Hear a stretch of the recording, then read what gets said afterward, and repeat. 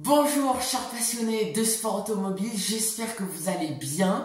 Moi ça va bien, voilà, je peux vous le dire, ça va très bien. Je suis très heureux de vous retrouver toutes les semaines pour parler de sport automobile. Et aujourd'hui, je vais vous raconter une histoire que vous allez beaucoup aimer, ça j'en suis sûre. Mais avant toute chose, j'aimerais vous présenter un livre, ou plutôt une BD, écrit et illustré par deux amis à moi, voilà, donc il n'y a aucune collaboration commerciale là-dedans, c'est juste une collaboration amicale, voilà. Et cette BD, ça s'appelle La saison au max. La saison au max, c'est une BD qui résume toute la saison 2023 de Formule 1 dans les moindres détails. Ça vous résume toutes les qualifications de tous les grands prix, vous mettez les temps de la pole, etc. Ça vous résume les grands prix en eux-mêmes et ça vous résume aussi les podiums avec des petites blagues parfois. C'est super sympa, super rigolo.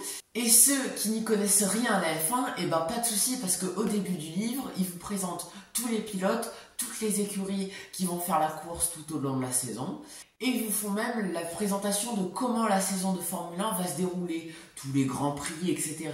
Donc vraiment, si vous aimez les BD, si vous aimez la Formule 1, conseil numéro 1. Alors par contre, il faut savoir que cette BD ne s'achète pas dans des commerces traditionnels, il faut directement contacter soit l'écrivain, soit l'illustrateur, soit par Instagram, Facebook ou Twitter. Voilà, je vous mets tout en description. Donc vraiment, foncez, vous ne serez pas déçus. Alors sachez aussi, pour ceux qui découvrent ma chaîne YouTube, que je fais aussi plein de vidéos sur la Formule 1. Alors pour l'instant il n'y en a que 2, mais je vais faire tous les débriefs de tous les grands prix de la saison de Formule 1. Donc vous inquiétez pas, et à côté de ça il y en aura plein d'autres. Donc il y a plein de vidéos sur la Formule 1 qui arrivent. Bref, on passe au sujet numéro 1 de cette vidéo. Donc installez-vous bien confortablement avec un petit café, un petit thé ou avec un petit cheesecake si vous avez vu ma story Insta.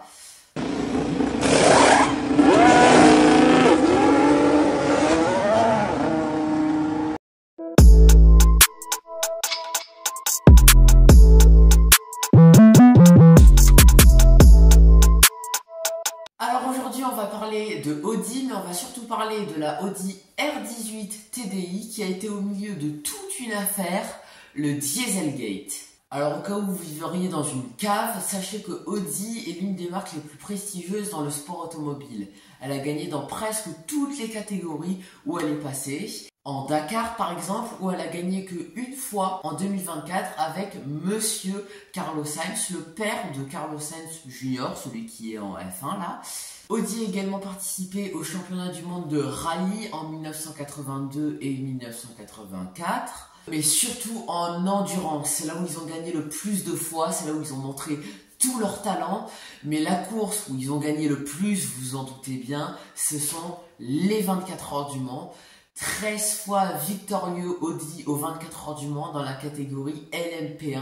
C'est une... Et d'ailleurs, il y a une petite anecdote très sympa sur les 24 heures du Mans 2011. Je vous la raconte comme ça.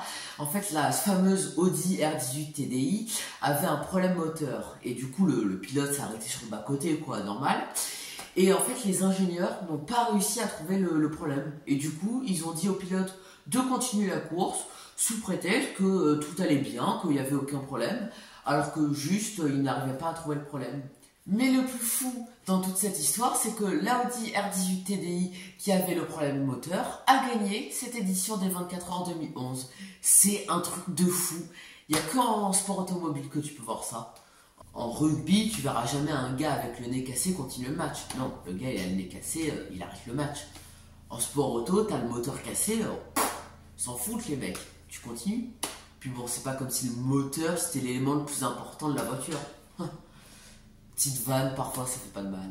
L'Audi R18 TDI a été, comme je vous l'ai dit tout à l'heure, au cœur d'un scandale mondial en 2015. Tout simplement parce que le groupe Volkswagen qui détient Audi, ça c'est bon pour vous, je vais pas rentrer dans les détails, a tout simplement décidé de tricher. Voilà.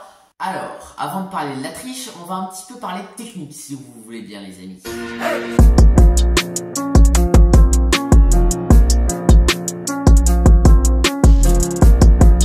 L'Audi R18 TDI est une voiture voiture prototype en endurance et qui est équipée d'un moteur V6 turbo diesel de 500 chevaux. Moteur V6, c'est bon pour vous. Turbo, ça veut dire qu'avec le moteur, il y a un turbo. Et diesel, ça veut dire que ça roule au diesel. Mais si je vous parle de ça, c'est parce que la triche de Audi vient en petite partie du moteur. Pas totalement. La triche vient en fait du système des flux d'air. Oh là là, mais qu'est-ce qu'il nous raconte celui-là? Mais les systèmes de flux d'air, on n'en a rien à faire. Attendez de voir un peu. Le système de flux d'air est un système qui permet de contrôler la quantité d'air qui entre dans le moteur. Parce que pour que la voiture marche, il faut que le carburant soit mélangé à l'air. Ça, on va y revenir, vous inquiétez pas. Alors l'air arrive dans le moteur par un filtre à air qui nettoie cet air pour que l'air soit plus propre et surtout pour éviter de salir le moteur. Pendant ce temps, des capteurs mesurent la quantité d'air qui entre dans le moteur et ces informations-là vont être envoyées au tableau de bord qui va ajuster automatiquement les paramètres en fonction de la quantité d'air disponible. Je m'explique. En fait, il y a ce qu'on appelle un papillon, c'est une sorte de valve qui va s'ouvrir ou se fermer pour réguler les flux d'air en fonction de la demande. En fait, au plus le conducteur accélère, au plus il va consommer de carburant. Ça, je vous apprends rien. Mais je vous rappelle que le carburant doit être mélangé à l'air pour que la voiture fonctionne.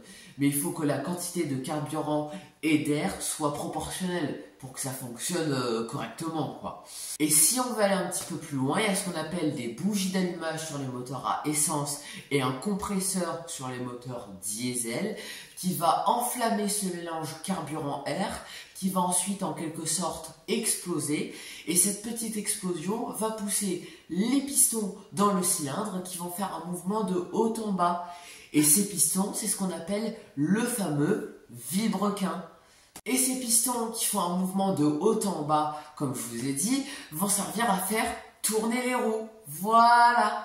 Bon, ça c'était juste pour vous apprendre un petit truc en plus. Voilà. Et tout ce système de flux d'air, Audi ne s'en sont pas servis, alors que c'était obligatoire. Alors évidemment, il y a plusieurs bénéfices à ne pas utiliser ce système de flux d'air. Ça améliore la stabilité en piste, mais ça améliore surtout les performances en course. Mais le vrai problème dans tout ça, c'est que sans les systèmes d'air, la voiture consomme 2 fois plus de carburant. Et je vous rappelle que la quantité d'air doit être proportionnelle à la quantité de carburant. Donc vous imaginez un petit peu à quel point ça devait polluer. Mais pour dissimuler cette triche, Audi a mis en place un logiciel qui permet de détecter quand la voiture se faisait tester soit par la FIA, soit par l'agence de protection environnementale. C'est l'agence qui s'occupe de l'environnement, de la pollution, etc. Le logiciel permettait de détecter quand la voiture se faisait tester et ensuite modifier les données pour ne pas qu'on voit la triche.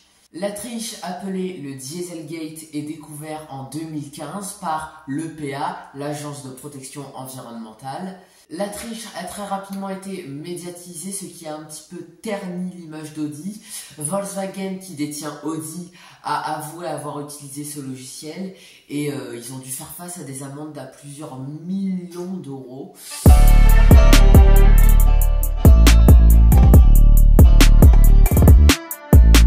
En 2016, après l'affaire du Dieselgate, Audi s'est retiré de l'endurance et a marqué la fin pour eux des moteurs à diesel dans les sports automobiles. Alors le Dieselgate pour Audi, ça a été une sorte de catalyseur. Audi en fait s'est réinventé sur des technologies plus écologiques, notamment avec l'invention de la gamme e-tron. La gamme e-tron chez Audi, c'est une gamme de voitures chez Audi qui sont 100% électriques. C'est des voitures très puissantes et très haut de gamme. Audi a également participé au Dakar avec sa gamme e-tron en 2022 avec le Audi RSQ e-tron. Les voitures électriques de Audi, elles sont tous stylées, tu vois, elles ont tous un style particulier. Audi s'est également présenté en Formule E où ils ont gagné en 2016 et en 2017 le championnat du monde pilote et en 2017 et 2018 le championnat du monde constructeur. Et ils ont également participé au Extreme E. Alors qu'est-ce que c'est le Extreme E? C'est une série de courses tout-terrain avec des véhicules tous électriques. Et quand je vous dis que les courses sont tout-terrain, c'est que c'est vraiment du tout-terrain. C'est des conditions extrêmes, genre dans des glaciers, dans le désert, même dans la jungle parfois. Et ce championnat, c'est une pure dinguerie parce que t'as des écuries de fou. T'as Mercedes, dirigé par Nico Rosberg, le champion du monde de Formule 1 2016. T'as Nissan, bon. T'as Andretti qui a voulu racheter Haas en Formule 1. Et t'as le X44, le Hamilton's Team. C'est-à-dire que t'as l'écurie de Lewis Hamilton. C'est une folie. Et il y a plein d'autres écuries comme ça, mais vraiment regardez le Extreme E parce que c'est une dinguerie ce truc. Alors Audi a fait ses débuts dans cette compétition en 2021 avec le Audi ABT Schleifer, puis ils ont créé un véhicule spécial pour cette compétition en 2022, le Audi FE07. Alors malheureusement Audi a quitté la compétition en 2022. C'est bête, c'est bête. S'ils auraient continué, ils auraient pu gagner. Voilà pour l'histoire du Dieselgate. J'espère vraiment que cette vidéo vous aura plu. Si cette vidéo vous a plu, n'hésitez pas à vous abonner, liker, commenter, etc. N'hésitez pas aussi à me retrouver sur Instagram et Facebook. Surtout sur Instagram parce que je poste beaucoup de choses. Je vous dis à très bientôt pour de nouvelles histoires sur le sport automobile. En plus, il y a les essais hivernaux qui vont arriver, il y a la Formule 1, etc. Oh, ça va être une dinguerie, les amis. J'ai hâte de vivre ça avec vous. Bonne continuation. Ciao!